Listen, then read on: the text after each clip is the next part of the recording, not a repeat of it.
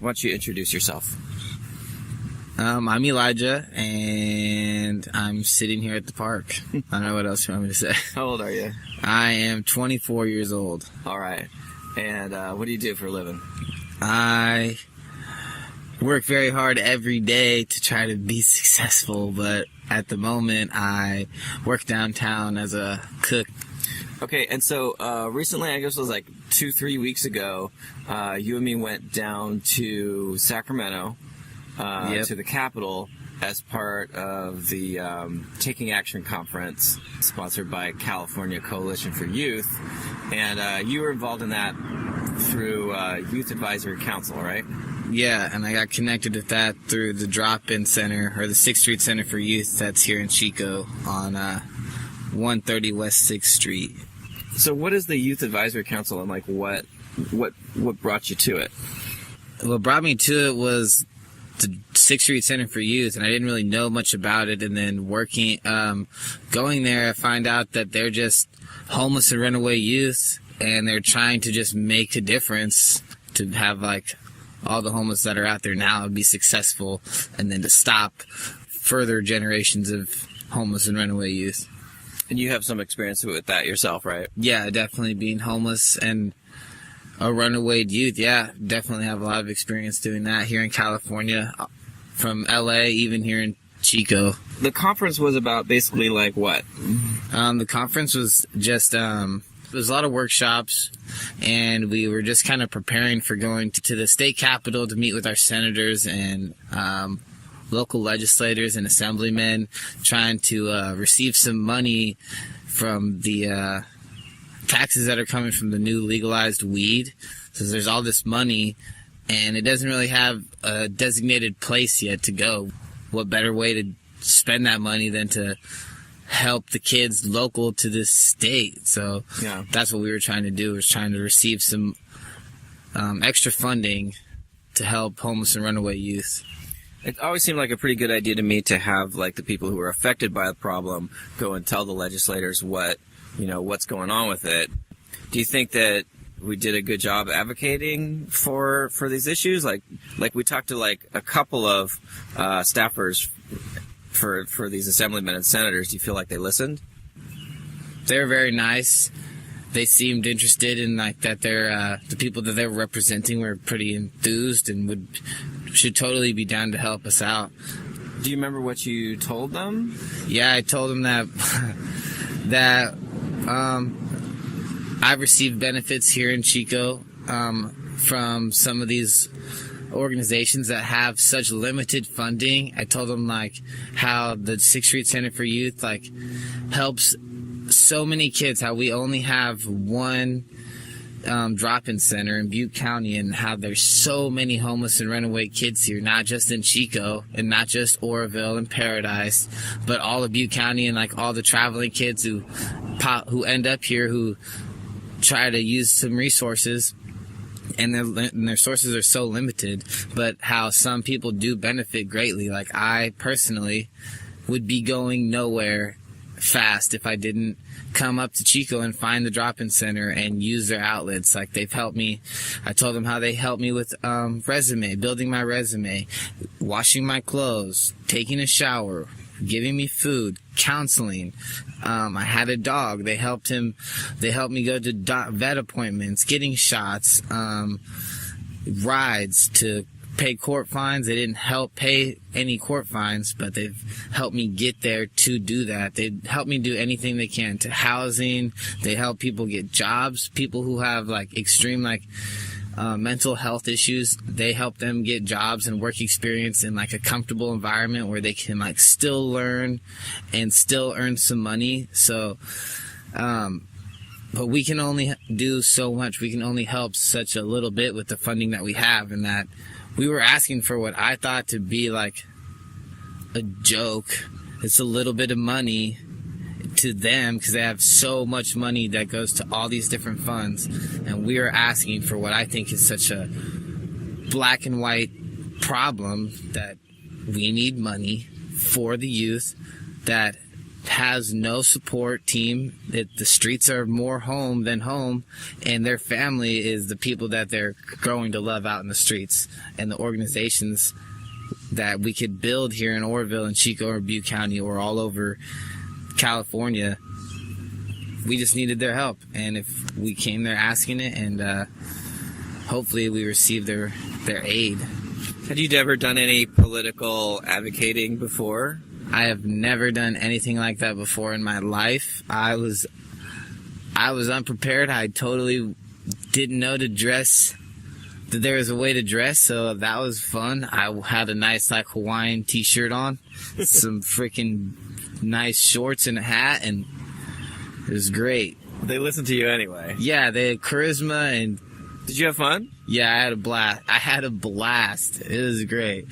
I had a lot of learning to do, and I filled up my brain definitely while I was there. A lot of networking. I met with a lot of people. I didn't know how serious the homeless situation was, like, for youth. Like, man, there's so many people just like all the people I see here, but they're from, like, Orange County, San Diego, San Fernando Valley, Humboldt County, like, everywhere in between, Fontana, Fullerton, everywhere. They're everywhere. And I did not know it was like that. There are homeless kids with addictions, like homeless kids with abuse problems, human trafficking, like all those things are realities, and it's known to people. And we had to like come and beg these people that are in such amazing suits and nice shoes and watches and jewelry, and I was like asking these ballers for money to help out us, and it was quite an experience. Yeah. But I mean, we were telling the assemblyman, and this is the truth, like, hey, like, kids are dying on the streets of Chico because they can't get rehab services. Yeah, like they can't, get medical help, or they can't get mental health care. And it's like literally like young people dying in our parks. And so when you go and like tell that to people, it's like, man, you didn't know that, Yeah, it is a rough reality. There's drugs is a big factor here, and not just in Chico, but definitely in Butte County, California, and the world. But here it's like right in our faces. And yeah, there's not a lot of youth groups out there for the youth. Like how there's somebody who passed away in the parks due to heroin overdose. There's not a youth NA for that person. There's not a youth drug and alcohol program for these kids. They have to go and sit with these adult addicts who are so negative and who are just like so comfortable in their ways and influential that they just manipulate and take advantage of these kids, like, because they can get quick cash and have fun and be high. And yeah, it's so intriguing and so easy to just fall in line with that, because there's like I said, there's only one youth program here, and it's so limited, and it closes at like 5.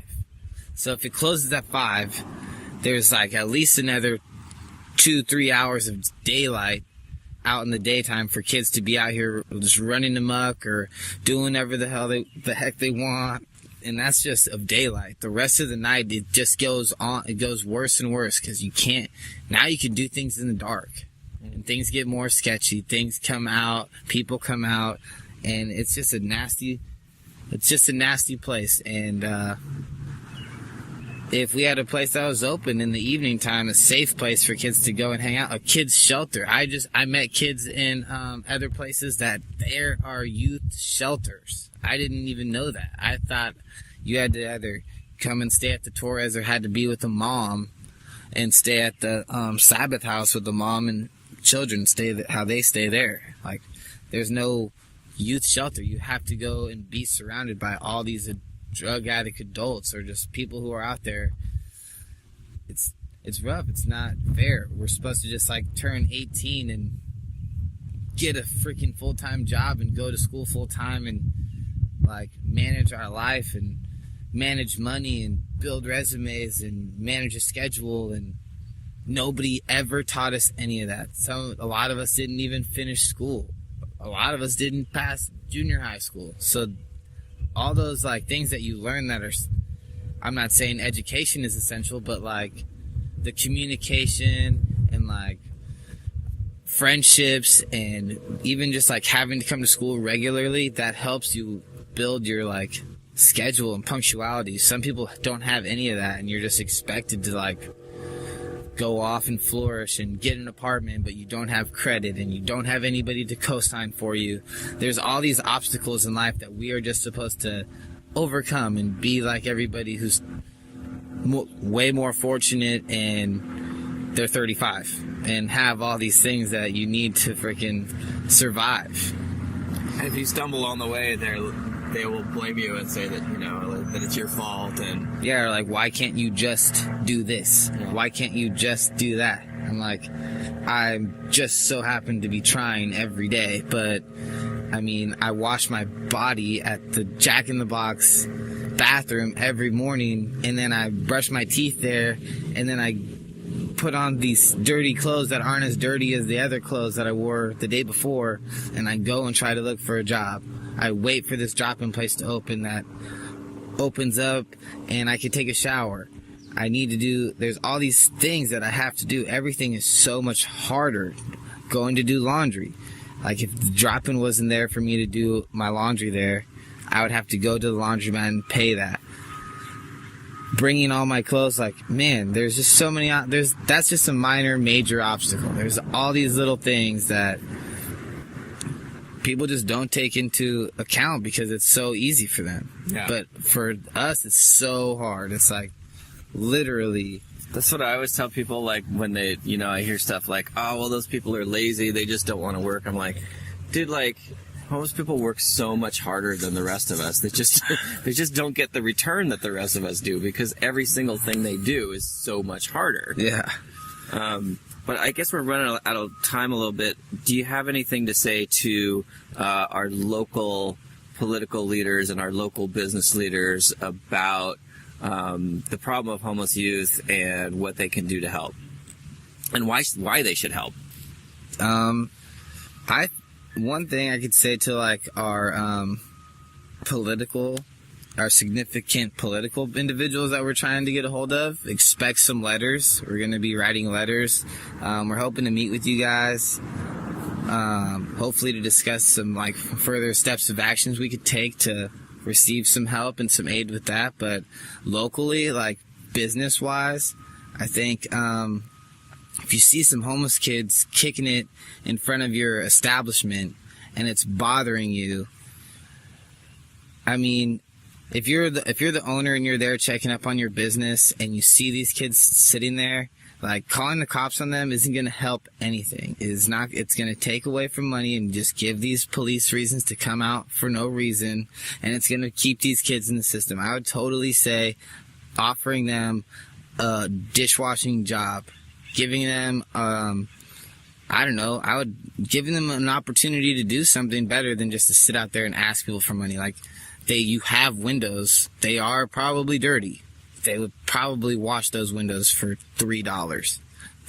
You have trash that needs to be taken out. Like, you could totally have them do that for $2, whatever, and tell them to come back. See if you have something else that that needs to be done. Who knows? That kid might be the hardest worker you've ever invested your time in, but they get the boot everywhere. Get away from the front door. Don't ask people for money. Don't smoke cigarettes right here. Get you and your dog away from here. Go away this, go away that. Maybe try to welcome them. Be the change that you want to see in your city. Like, be that person to give an opportunity to somebody else. That's definitely the only advice I would have to say to anybody. Everybody's so in their feelings about the kids that are in their life right there, but imagine that's your kid right there, or you as yourself.